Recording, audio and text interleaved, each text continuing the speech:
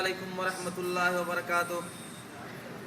الحمد للہ رب العالمین والعاقبۃ للمتقین والصلاة والسلام علی خاتم النبیین محمد بن عبد اللہ وعلی آلہ واصحابہ وذریاتہ ومن تبعہم بإحسان الی یوم الدین۔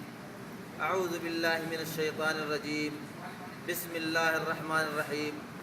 انا انزلناه فی لیلۃ القدر وما ادراک ما لیلۃ القدر لیلۃ القدر خیر من الف شہر۔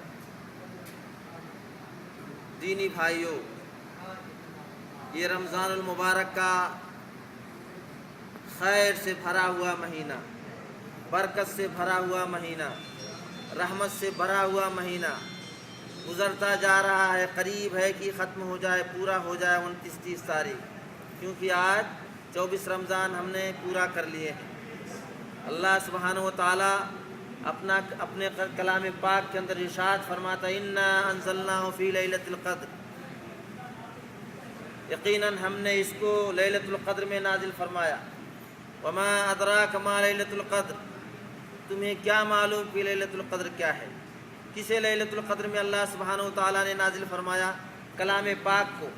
یہ کلام پاک جو ہمارے لیے ایک ایسا راہ نجات کی کتاب ہے جس کے اوپر ہم عمل کر کے اپنی زندگی کو اور آخرت کو دونوں کو سنوار سکتے ہیں۔ اللہ سبحانہ و تعالیٰ نے فرمایا انا انزلناہ فی لیلۃ القدر، ہم نے اس کو لیلۃ القدر میں نازل فرمایا۔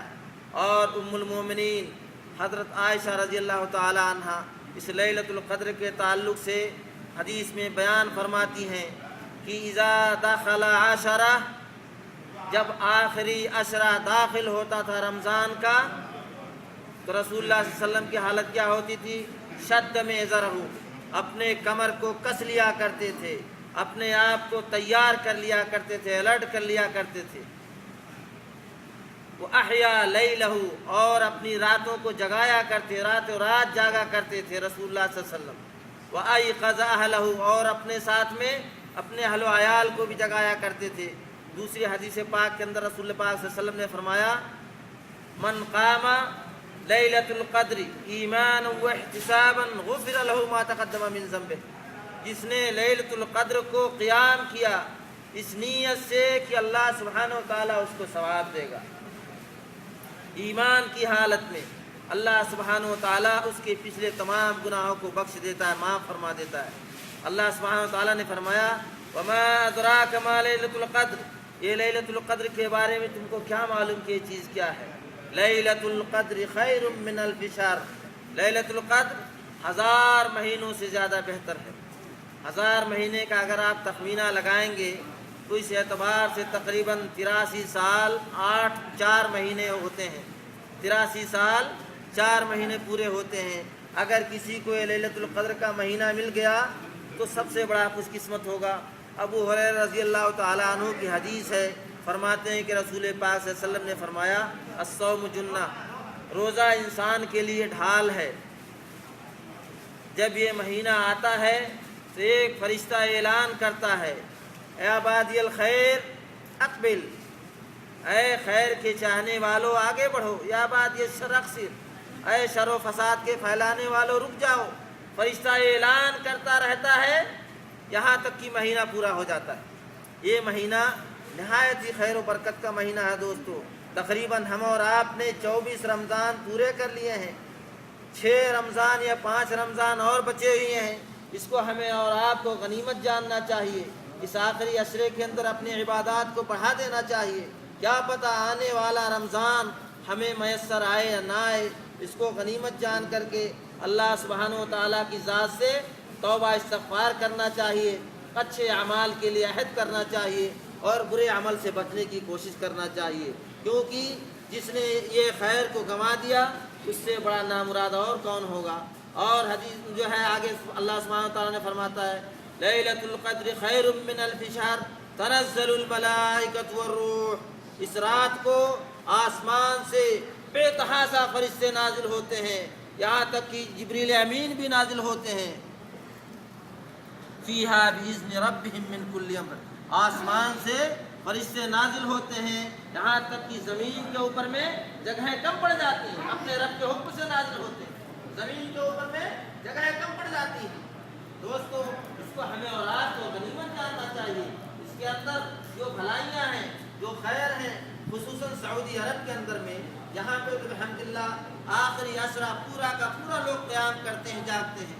عموماً لوگ یہ ہے رمضان کے مہینے میں اپنی راتوں کو جاگ کر کے ہی برباد کر دیتے ہیں۔ کیا ہی خیر ہو کہ انسان راتوں کو اللہ کی عبادت میں اپنے آپ کو خرچ کرے اور ثواب کا مستحق بنے، اپنی جنت کو سنوار لے، اپنی عاقبت کو سنوار لے۔ اور جو لوگ یوں ہی جاگ کر کے اپنی راتوں کو برباد کرتے ہیں، اس سے کیا حاصل، اس سے کیا مقصد ہے؟ ہمیں اپنی راتوں کو سنوارنے کے لیے رات کو جاگنا چاہیے، اللہ کی عبادت کرنا چاہیے، اور جہاں تک ہو سکے قیام کرنا چاہیے، اپنے گناہوں سے بخشش طلب کرنا چاہیے اللہ سبحانہ و تعالیٰ کی ذات سے۔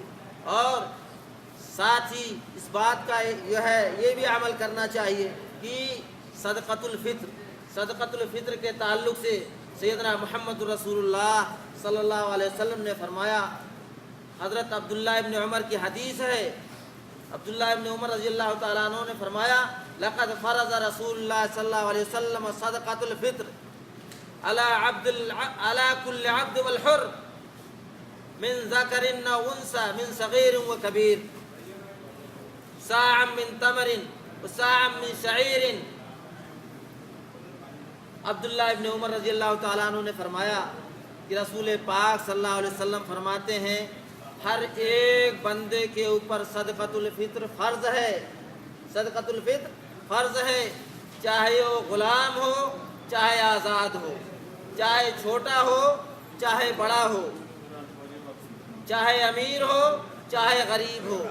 ایک سا تمر، ایک سا کھانے پینے کی چیزیں، ایک سا کھجور، یا ایک سا پنیر، یا ایک سا کشمش، یا ایک سا جو، سا کس کو کہیں گے، سا ایک پیمانہ تھا عربی زبان کے اندر اس زمانے میں، آج بھی ہے۔ جیسے کہ ہم اور آپ ایک میزان لگاتے ہیں، 1 کلو کے اندر 4 پاؤ ہوتے ہیں، 4 پاؤ 250 گرام کا 1 پاؤ ہوتا ہے۔ اسی اعتبار سے ایک سا کا میزان دونوں ہاتھوں کو اکٹھا کر کے ایک بار نکالیں گے تو 1، 2 بار نکالیں گے تو 2 پاؤ، 3 بار نہیں بلکہ 4 بار نکالنا ہے، 4 اپنے چلو سے بھر کے نکالیں گے تو 1 سا تیار ہوتا ہے۔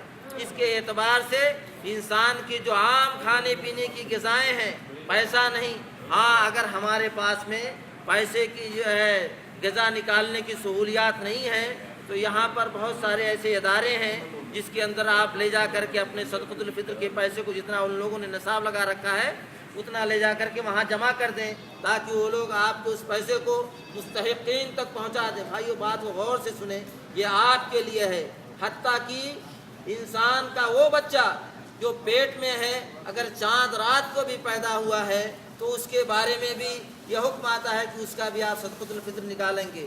یہ ہمارے صیام کا طہر ہے، یہ ہمارے روزے کا پاکی ہے، اس لیے کہ نبی پاک صلی اللہ علیہ وسلم نے فرمایا ہر ایک فرد کے اوپر میں اللہ سبحانہ و تعالیٰ نے، اللہ کے نبی سیدنا محمد رسول اللہ صلی اللہ علیہ وسلم نے صدقۃ الفطر کو فرض کیا ہے، چاہے وہ امیر ہو، چاہے غریب ہو، چاہے فقیر ہو، چاہے غنی ہو، چاہے آزاد ہو، چاہے غلام ہو، چاہے چھوٹا ہو، چاہے بڑا ہو، چاہے مرد ہو، چاہے عورت ہو، ہر ایک کے اوپر میں اللہ کے نبی سیدنا محمد رسول اللہ صلی اللہ علیہ وسلم نے صدقۃ الفطر کو لازم کیا ہے، صدقۃ الفطر کو فرض کیا ہے۔